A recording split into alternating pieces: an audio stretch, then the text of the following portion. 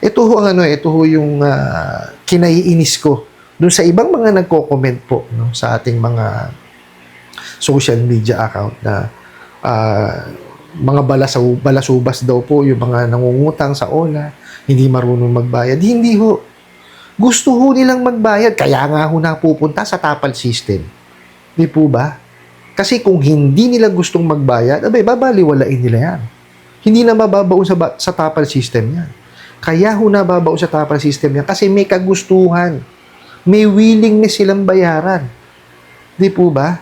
Kasi nga, winawalang ya. Yan ang dulot nung harassment tsaka yung pangwawalang ya nitong mga bugok at abusadong ahente ng online lending apps Yan ho ang epekto niyan.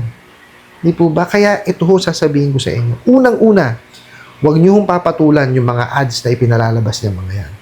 Okay? Pangalawa, kung gusto niyo manghiram talaga dyan, tatagan niyo ho ang sarili po ninyo. Dahil mga walang yayang mga yan.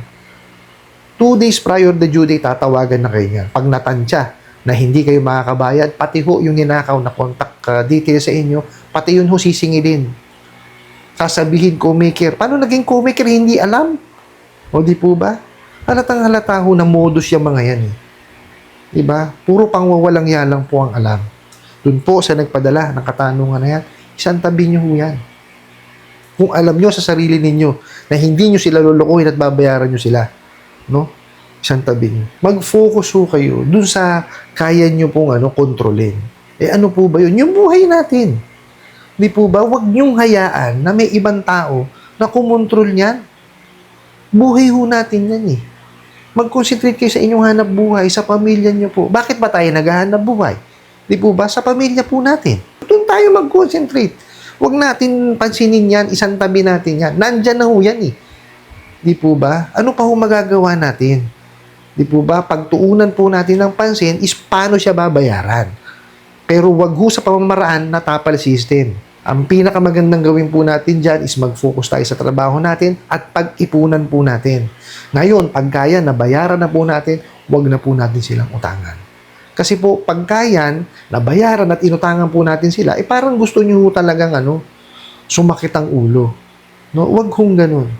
Di po ba? Iwasan nyo talaga yung mga yan. Kasi wala naman idudulot na mainam sa inyo yung mga yan Tsaka, dinadamay lang ho kayo niyan.